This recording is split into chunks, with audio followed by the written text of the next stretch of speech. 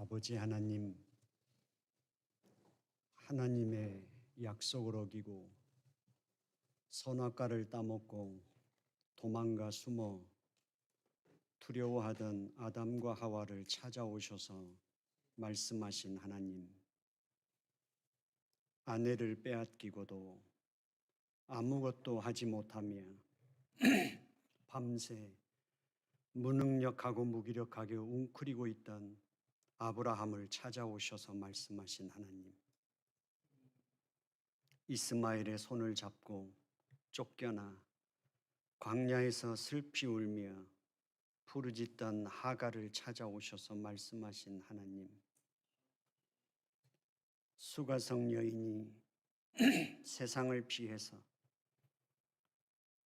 물동이를 이고 물을 길러온 그 자리에 숨가쁘게 찾아오셔서 만나주신 예수님, 삭개오의 이름을 부르시며 그와 이야기를 하신 예수님, 주님을 잃고 방에 숨어 떨고 있던 제자들을 찾아오신 예수님. 그러나 그들이 할 수 있는 것 오직 하나님께 다시 목매다는 것 같이 기도할 때 그들을 찾아오셔 그들의 심령에 부흥을 일으키신 성령 하나님, 이 시간 주의 말씀을 받습니다. 하나님은 우리의 이름을 아십니다. 그리고 우리의 삶을 아십니다. 부족한 목회자의 입술을 통해 주의 말씀이 선포되지만 저희는 시간과 공간과 육체의 제한을 받지 아니하시고 각 사람의 심령 속에서 주의 말씀에 생명을 불어넣으실 성령 하나님을 의지하오니 이 시간 말씀 가운데 역사하여 주옵소서. 예수님의 이름으로 기도드려 싸움나이다. 아멘.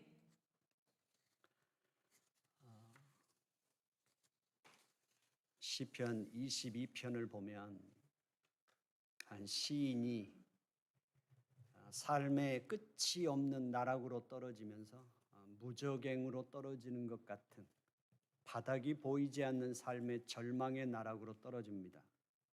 그러면서 그가 하나님 앞에 이렇게 부르짖습니다. 나의 하나님, 나의 하나님, 왜 나를 버리십니까? 왜 나를 멀리 하시고 모르는 척 하십니까? 내가 낮에도 쉴 틈 없이 부르짖고 밤에도 쉬지 않고 부르짖는데 하나님은 왜 나를 외면하십니까? 그가 절망의 나락에서 하나님 앞에 버림받은 그 울부짖음의 기도를 올리죠. 6절부터 가면 그는 이렇게 고백합니다. 나는 벌레입니다. 사람들이 나를 짓밟고 조롱하고 함부로 대합니다. 내가 처한 인생을 바라보면 죽은 동물의 시체 옆에 까마귀가 몰려들듯이 내 주변에는 개들만 모여 있습니다. 하나님, 내가 내 뼈를 스스로 숫자를 셀 만큼 내 삶이 피골이 이제 붙었습니다.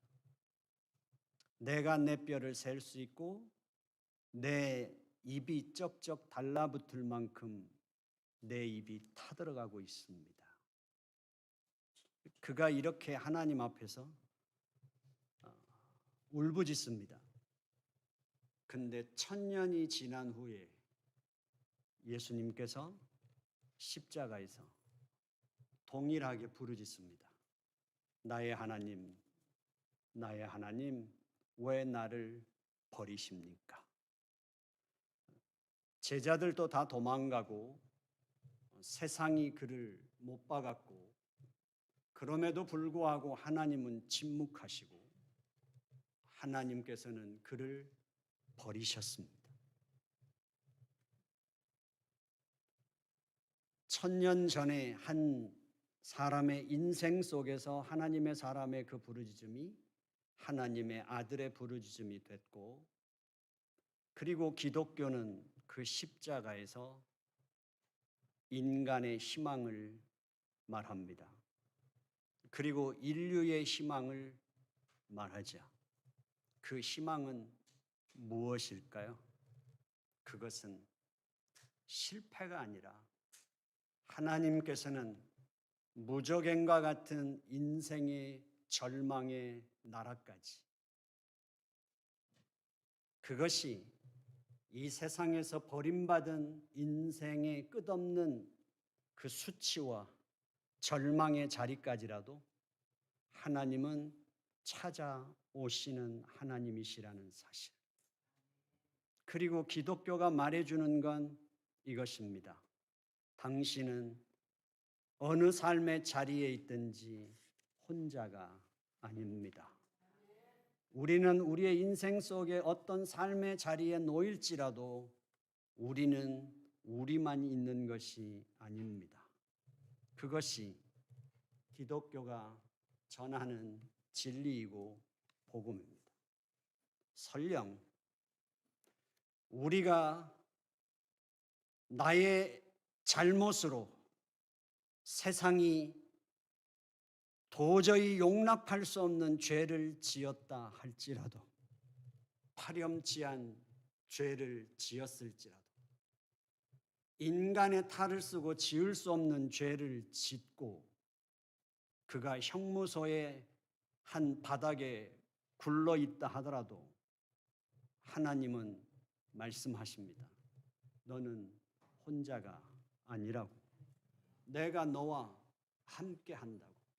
네가 당하는 그 수치와 네가 당하는 그 비방과 네가 갖고 있는 그 삶의 절망의 자리에 나는 그 비를 함께 맞고 그 눈을 내가 함께 맞으며 나는 너와 함께 한다고.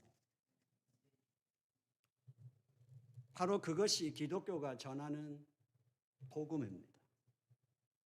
우리는 그것이 골고다의 언덕처럼 보일지라도, 그것이 십자가의 죽음의 자리일지라도, 우리 주님은 그것이 실패하고 끝난 게 아니라 그 골고다의 언덕을, 십자가를 지고 올라가시고 십자가에서 죽으셨지만, 그러나 그분께서는 바로 하나님 보좌 우편으로 나아가셨고 우리를 거기까지 인도하실 안내자라는 사실을 우리는 믿는 사람들입니다.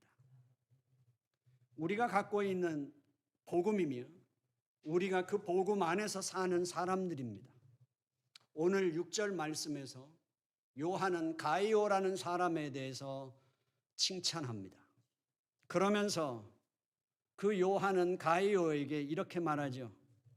형제들이 와서 네게 있는 진리를 증언해 준다. 근데 네게 있는 진리를 뭐라고 증언해 주냐면 네가 진리로 행한다는 것으로 네 속에 있는 진리를 확증해 주었다. 그 진리는 살아있으며 그 진리는 우리 삶을 변화시키는 진리이며 그 진리는 반드시 확인받을 수 있는 하나님의 생명이라는 사실이죠. 그래서 요한은 말합니다. 바로 나는 그 너희 속에 있는 그 진리가 살아있는 하나님의 생명이며 그 생명이 활동하는 것을 보고 그 소리를 듣는 것보다 더 기쁜 일이 없다. 그러면서 가이오에게 말하죠. 네가 복음 전도자들, 순례자들에 대해서 네가 하고 있는 그들을 환대하고 그들을 환송하는 것이 바로 네가 진리 가운데 행하는 것이며 그것이 네 속에 진리의 생명이 있다는 것을 확인해 주는 것이다. 하나님의 사랑은 예수 그리스도에게 부어졌습니다. 예수 그리스도의 사랑은 교회에 부어졌고 교회는 바로 하나님의 사랑을 경험하고 살아난 자들에게 그 하나님의 사랑을 강력하게 흘러가는 강이 되게 하는 것이 교회이며 그리고 흩어진 성도들로 하여금 메마른 세상에 생명이 살 수 없는 척박한 그 세상에 하나님의 생명수가 흘러가도록 하는 것이 교회의 사명이라는 사실이죠. 결국 하나님의 사랑은 반드시 교회에서 멈추지 않습니다. 하나님의 사랑은 나에게서 멈추지 않아야 하고 멈추지 않습니다. 하나님의 사랑의 물줄기는 세상 끝까지 가는 것이며 하나님의 사랑의 물줄기는 모든 족속을 향하여 갈 것이며 하나님의 사랑은 이 세상에 단 한 사람만 있어도 그 사람을 찾아갈 것입니다. 결국 교회는 바로 이 사명을 안고 있다고 하는 사실이고 교회는 이 사명을 위해서 헌신하는 공동체가 교회입니다. 결국 우리는 이 세상을 살면서 내가 어떠한 존재이고 그것이 나의 잘못으로, 나의 실수로, 나의 부족함으로 죄를 지어 내가 그 형벌을 받는다 할지라도 하나님은 거기까지 함께 쫓아오시며 못 오시는 곳이 없으시며 하나님은 못 찾으시지 못하는 하나님, 모든 것을 우리를 기억하시고 찾으시는 하나님이라는 사실이죠. 그러므로 우리는 기독교의 복음을 우리가 받고 우리가 고백하는 건 여기까지 찾아오신 하나님입니다. 어떻게 여기까지 알고 오셨습니까?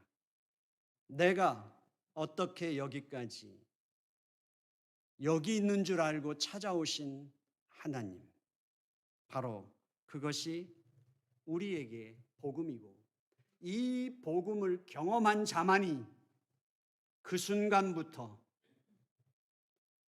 내가 아닌 타인을 향하여 시선이 가게 되는 것입니다. 우리 인간 사회 속에서 인지상정이 아니라 우리의 성품을 따라 나보다 어려운 사람을 돌아보는 정도가 아니라 하나님의 사랑은 예수 그리스도를 통하여 우리가 경험한 하나님의 사랑은 바로 나의 형편과 조건을 뛰어넘어 타인을 향하여 하나님의 시선으로 바라볼 수 있는 바로 그 사람들이 그리스도인이라는 사실입니다. 그리고 그때부터 우리는 움직입니다. 그리고 갑니다. 하나님이 찾아가시는 그 심령을 향하여 따라 나설 수 있는 사람이 그리스도인들이라는 사실이죠. 그것이 이웃의 어떤 비참한 상황이든 이웃의 어떤 절망적인 상황이든 우리는 그 자리까지 기꺼이 주님과 함께 동행하여 그 심령을 찾아 나서는 사람들이 그리스도인이라는 사실이죠. 그것이 비록 사망의 음침한 골짜기일지라도 그것이 우리의 삶 속에 그 골짜기에 내가 빠져들면 그 생명을 구원하는 것이 아니라 나까지, 나의 인생까지 그 생명의 나락으로 떨어질 것 같은 두려운 상황일지라도 그 사망의 음침한 그 골짜기를 지날지라도 우리 주님께서 상을 베푸시는 주님이신 줄로 믿고 주님을 따라 들어가는 것이 그리스도인이라는 사실입니다. 죽음을 건너 생명을 부활의 길을 따라가신 바로 그 주님을 우리는 믿습니다. 그래서 우리는 복음을 말하는 사람들입니다. 압니다. 다른 사람들이 나를 다 버리는데 다른 사람들조차가 아니라 가족들조차도 창피하다고 말할지도 모르며 저희 아버님이 자주 말씀하셨던 것이 그것입니다. 무자식이 상팔자야. 저런 걸 내가 왜 낳았는지 모르겠다고. 부모가 그런 소리를 하는 인생을 산다 할지라도 우리는 이렇게 말하는 사람들이고 압니다. 당신을 통해서 당신에 대해서 이민사회에서 어떻게 떠돌고 다니는지 다 들었습니다. 다 압니다. 그러나 나는 믿고 싶습니다. 그러나 나는 믿습니다. 왜냐하면 하나님이 당신을 믿기 때문입니다. 나는 당신을 사랑하고 당신을 기다리고 당신과 함께 할 것입니다. 왜냐하면 하나님이 당신을 사랑하기 때문입니다. 그것이 우리의 고백이며 그것이 우리 속에 진리가 있다는 것을, 그것이 진리가 생명을 발휘하고 있다는 것을 우리는 아는 것입니다. 오늘 우리들에게 있어서 가이오가 했던 일이 무엇입니까? 바로 순회 전도자들이 지금처럼 이렇게 대도시가 있어서 사람들이 모여 사는 게 아니라 걸어서 그들이 가가호를 방문하고 집을 떠나 순례 전도자의 그 복음은 지금처럼 솔직히 말하면 우리 교회를 부흥시키기 위해서 더 큰 교회를 만들기 위한 게 아니라 한 사람 한 사람 찾아갔던 이유가 바로 내가 그 하나님을 만나고 나니 그 하나님의 사랑이 흘러가야 하기에 그 하나님의 복음을 증거하기 위해서 걸어서 아니면 낙타를 타고 날마다 객지를 떠돌았던 그 전도자들, 그들이 단 하룻밤을 편히 안식할 수 있도록 재워주는 환대, 저녁에 씻을 수 있도록 더운 물 한 바가지를 내줄 수 있는 것, 시원한 물 냉수 한 그릇을 대접하는 것, 그리고 하룻밤을 쉬고 또 다음 날 그 전도의 길을 떠날 수 있도록 회복된 그 쉼이 있는 삶에서 다시 환송해주고 주님의 은혜가 당신에게 함께하길 원합니다. 이 인사를 나눌 수 있는 바로 그것이 가이오가 그것을 행했을 때 요한은 말하는 것입니다. 하나님의 그 사랑이 예수에게 부어지고 그 예수에게 부어진 사랑이 나에게까지 왔고 그 나를 통해서 그 은혜가 흐르는 그 통로 속에 가이오가 함께 그 물에 자신을 던졌다는 사실에 대해서 바로 그것이 네가 진리로 행한 것이며 네 안에 진리가 있음을, 그 하나님의 사랑이 심겨져 있음을 나는 믿는다. 그리고 교회가 그것을 증언해 준다고 말합니다. 그렇다면 우리는 지금 어떨까요? 이 시대에 적용한다면 이제 교회마다 목회자들이 있습니다. 그리고 안정된 예배당이 있고 이렇게 신앙생활합니다. 우리에게 있어서 지금 큰 도전은 이것입니다. 교회라는 것은 항상 딜레마가 있습니다. 교회가 사람이 모이는 곳이라서 질서가 필요하고 그리고 서로가 질서를 따라 신앙생활을 하기 위해서 조직이 있고 행정이 있습니다. 그러나 우리가 기독교 역사 속에 경험하는 것은 그 조직화가 잘 되고 행정이 잘 돼서 우리 인간이 원하는 어떤 조직적인 교회가 세워졌을 때 항상 일어나는 것은 하나님의 성령의 역사가 질식되는 문제가 있다는 사실입니다. 그래서 다시 역사 속에는 새로운 영적인 부흥이 필요했고 그것이 역사에 반복되는 일입니다. 교회에는 어떤 것입니까?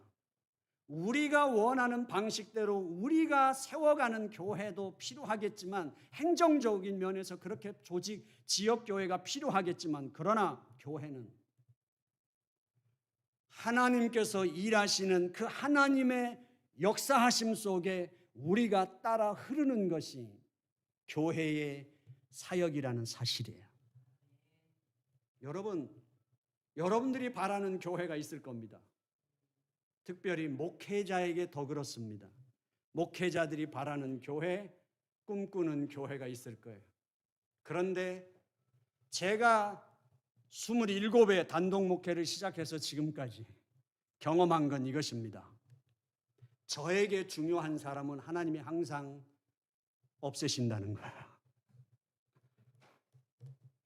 그리고 교인들은 목회자의 기대를 훨씬 뛰어넘는 성도들을 보내신다는 거예요. 제가 배운 건 그것입니다.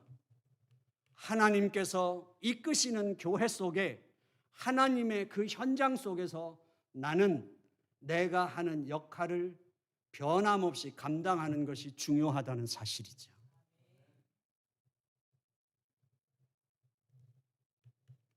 우리들에게 있어 교회 안에서 교회가 가장 조심해야 되는 것 이것이죠.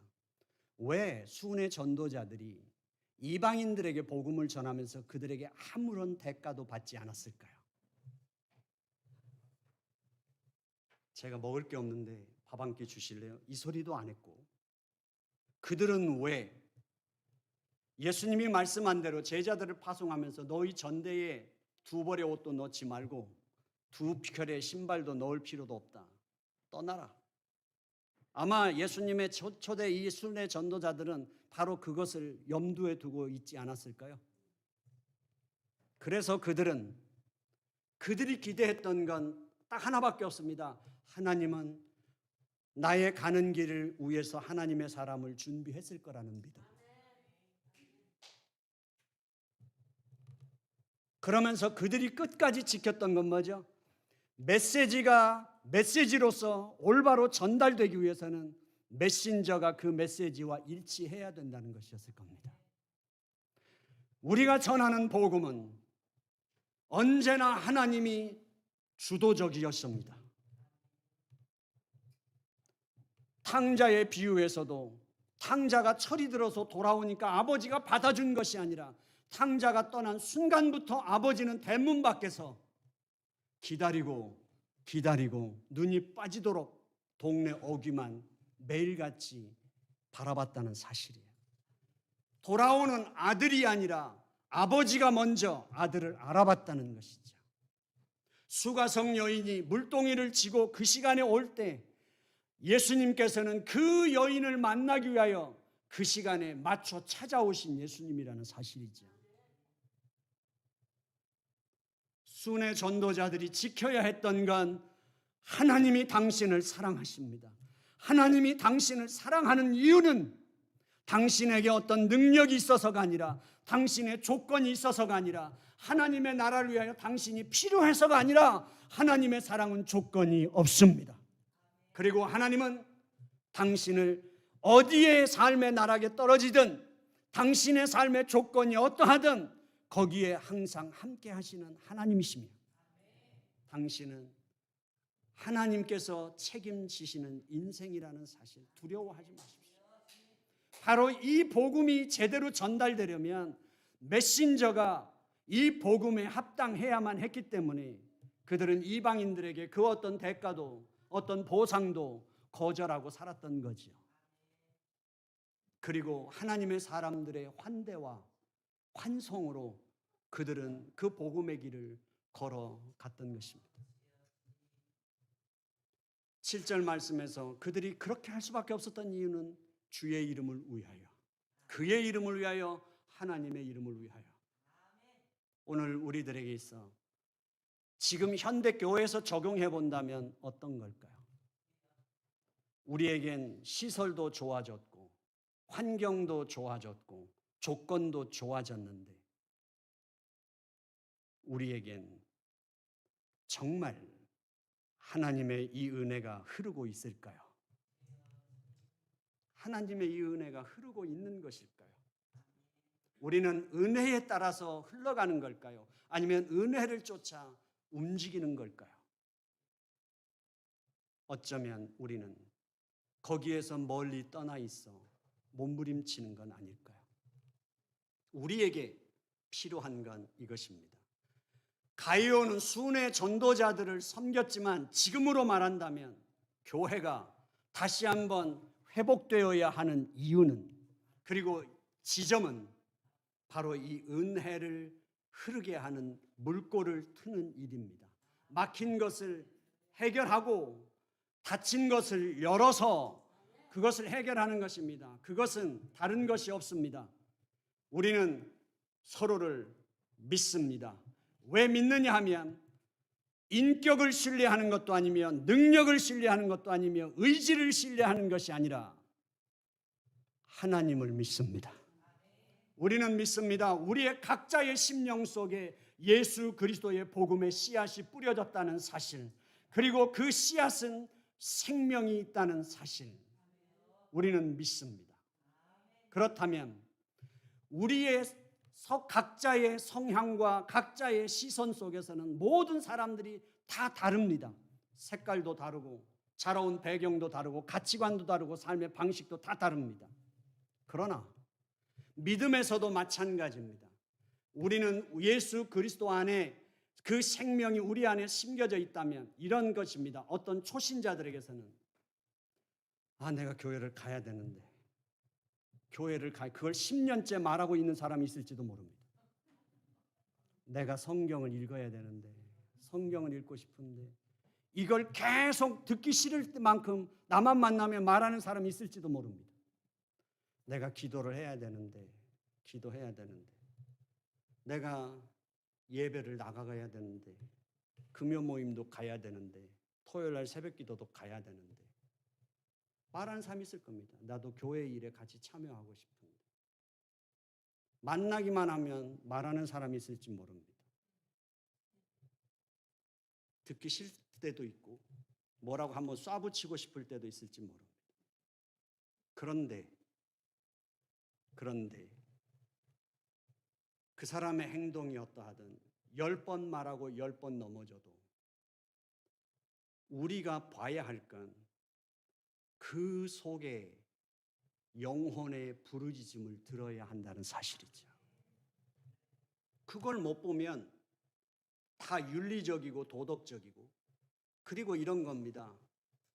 아침형 인간은 늦잠 자는 사람을 도저히 이해 못합니다.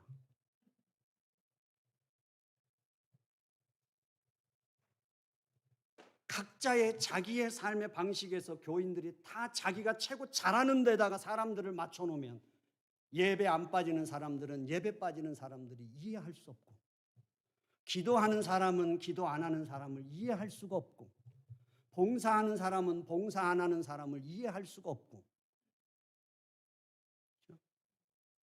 그렇지 않습니다. 저희 닭이요 욕심이 얼마나 많은지 알을 어느 날 가보니까 19개를 품고 있어요. 알을 왜 안 낳느냐고 그랬는데 19개를 품고 있어요. 그 닭 한 마리가 어떻게 19개까지 품을 수 있을까? 그런데 그 닭이요 그 19개를 가만히 있는 게 아니라 그 19개를 계속 돌립니다. 안과 밖으로. 온도를 다 19개 온도가 다 똑같이 맞추는 겁니다. 그리고 이것을 360도 돌립니다. 하나하나를 360도 위에는 밑에는 차갑고 위에 자기 체온이 닿는 것에 이것을 360도 돌리면서 19개를 다 돌립니다. 안 밖으로 이게. 그래서 병아리가 태어날 때 어떻게 할까요? 줄탁동시라는 말이 있습니다. 그 줄탁동시라는 말은 이제 병아리가 태어나기 위해서 나오기 위해서 그 알을 두드리는 타이밍이 있습니다. 이 시간을 늦추면 못 깨고 나오면 질식해서 죽습니다. 어미닭은 계속해서 그 알을 품고만 있는 게 아니에요. 그 병아리가 안에서 탁 하고 깨고 나오려고 두드리는 그 타이밍에 바깥에서 어미닭이 탁 하고 한번 쳐주는 겁니다. 그 타이밍이 바로 줄탁동시입니다. 오늘 우리들에게 있어서 은혜가 흐르기 위해서는 우리의 성향을 따라서 우리의 모습에 따라서가 아니라 그 영혼 속에서 뭔가를 하고 싶어 그 영혼이 내 삶, 세상 삶, 내 살아왔던 모든 삶의 방식 속에서 내 영혼이 시키는 그 음성을 듣고 내가 그것을 깨고 나오고 싶을 때 바깥에서 우리가 할 수 있는 일은 한번 그것을 깰 수 있도록 도와주는 일입니다. 그 깰 수 있도록 도와주는 일은 나는 당신을 믿습니다. 하나님이 당신 속에 심어놓은 그 씨앗이 싹이 나고 있네요. 우리가 우리의 자녀를 잉태했을 때 그 초음파 사진을 볼 때의 그 신비로움, 그 아이가 태어나기 전에 우리에게 필요한 것은 그 여인의 두려움, 10손가락이 다 있을까? 기형아는 아닐까? 무슨 문제가 생기진 않을까? 그 두려움 속에 있을 때 우리에겐 그 믿음의 선배, 먼저 아이를 출산하고 난 어머니가 있든지 어른들이 있어서 양수가 터졌을 때 그 신호를 알아채고 그때부터 준비하는 거나 모든 것이 있듯이 하나님의 은혜는 하나님이 주도하십니다. 우리가 해야 할 일은 우리의 계획이나 우리의 경험이 아니라 바로 줄탁동시에 그 사건 하나입니다. 그 심령이 꿈틀댈 때 10번 말하고 10번 넘어진다 할지라도 그 심령이 꿈틀대고 있는 걸 알아챌 수 있는 사람, 그건 은혜를 경험한 사람이에요. 교회가 하는 일은 바로 그거밖에 없습니다. 우리는 압니다. 인간의 욕망은 가르쳐주지 않아도 지 욕망대로 산다는 것을. 인간은 본성에 대해서는 가르쳐주지 않아도 본성대로 산다는 것. 자기가 하고 싶은 일은 안 가르쳐줘도 한다는 것. 그러나 우리는 압니다. 믿음으로 사는 일은 전심전력해도 잘 안 된다는 사실을. 내 있는 힘을 다해도, 내 모든 에너지를 다 쏟아부어도, 내가 혀를 깨무는 결단을 해도 믿음으로 사는 일은 인간의 힘으로는 안 된다는 사실을 우리는 압니다. 그래서 믿음이, 우리는 하나님의 역사하심 속에 교회가 필요하고 믿음의 선배들이 필요한 것입니다. 그것이 믿음이야. 넘어져도 괜찮아. 네 안에 지금 싹이 나고 있어. 네 안에 그 생명이 꿈틀대고 있잖아. 두려워하지 마. 걱정하지 마. 물러서지 마. 그 응원과 그 심령 속에 꿈틀대고 있는 거예요. 그래서 말하는 거잖아요. 그 수가성 여인이 사람들이 다 해서 피해서 도망갈 때, 그래서 그 사막에서 그 대낮에, 뜨거운 대낮에 아무도 움직이지 않는 그 시간에 물 들어오며 사는 것이, 사는 게 아니고 숨이 붙어 있는 게 더 고통스러운 그 여인의 삶 속에 누가 찾아옵니까? 주님이 찾아오시는 거죠. 그리고 그 여인에게 말을 걸며 스무고개를 하는 이유가 뭐예요? 스무고개 하는 이유가 우리 같았으면 진짜 말귀도 못 알아먹네, 이렇게 말했을 거예요. 수가성 여인하고 스무고개를 하시는 주님이 왜 그러셨을까요?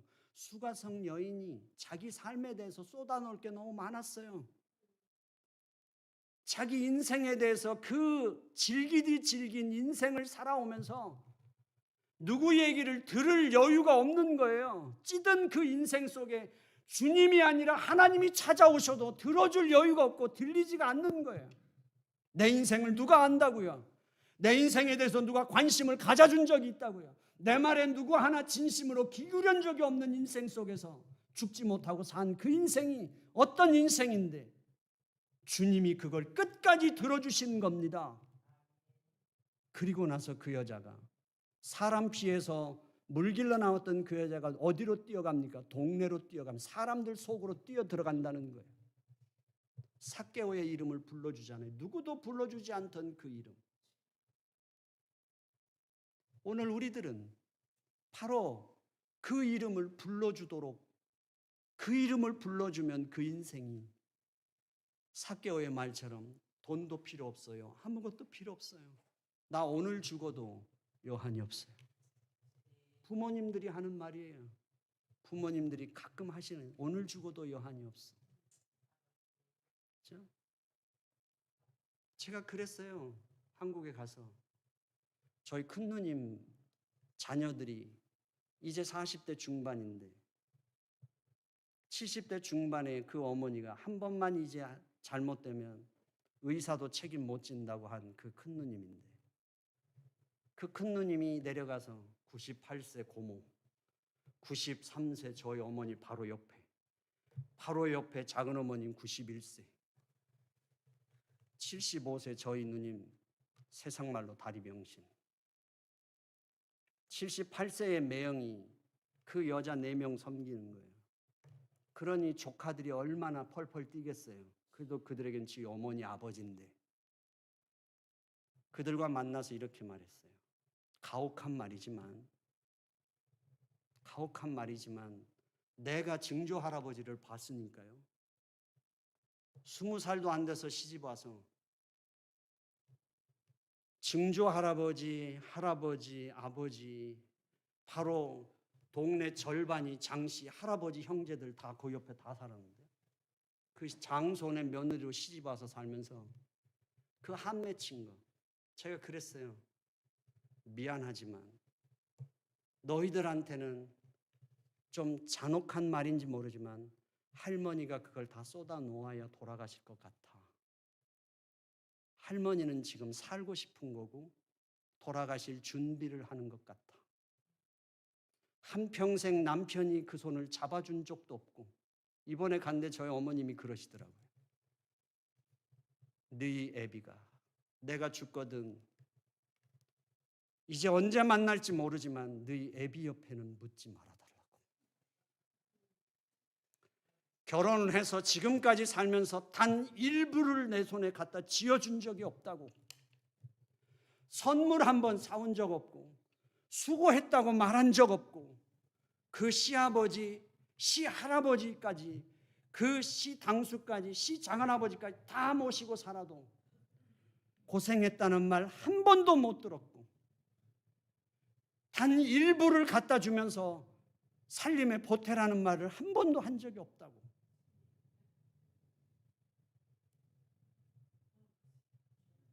쏟아놔야 되지 않겠냐. 미안하다고. 우리 예수 믿는 사람들은 바로 우리 스스로가 서로를 바라볼 때 인간의 한계를 뛰어넘어 하나님의 시선으로 바라보고 그 속에 꿈틀대고 몸부림치는 영혼의 부르짖음을 알아듣기 위하여 전심전력하는 것, 듣는 일에 전심전력하는 것. 우리는 찬송가만 좋아하지 마십시오. 하나님은 우리의 신음소리까지 들으신다고요. 그 신음소리를 들어주시는 하나님이 우리를 통하여 들어주신다고 생각한다면, 우리를 통하여 들어주시고 응답해야 된다고 생각한다면 우리는 얼마나 집중해야 할까요? 은혜가 흐르는 일은 우리의 그냥 입술의 말로 되는 것이 아니라 우리의 온 힘을 다 기울여 집중하고 온 힘을 다 쏟아내야만 한 생명이 태어나듯이 한 영혼 한 영혼 그 불꽃을 피울 수 있는 은혜가 흐르는 길법교가 되기를 주님의 이름으로 축원합니다. 기도하겠습니다. 하나님 아버지, 이 아침에 주 앞에 왔습니다. 우리 길법교회 은혜가 흐르고 하나님의 은혜가 확인받는 그런 교회가 되게 해 주옵소서. 하나님이 하신다고, 하나님이 일하시는 것을 우리가 확인시켜 주면서 거북이 껍질보다 더 단단하게 세상에 태어나서 세상 방식으로 살았던 우리의 삶 속에 주님이 씨앗 하나 뿌려 놓으셨는데 그 씨앗이 싹이 나고 자라는 것을 신비롭게 보며 하나님을 찬양하고 그 영혼을 전체를 끌어안을 수 있는 저희 교회가 되게 해 주시옵시고 함께 할 수 있는 주님의 교회 되게 해 주옵소서. 예수님의 이름으로 기도드려 싸움나이다. 아멘.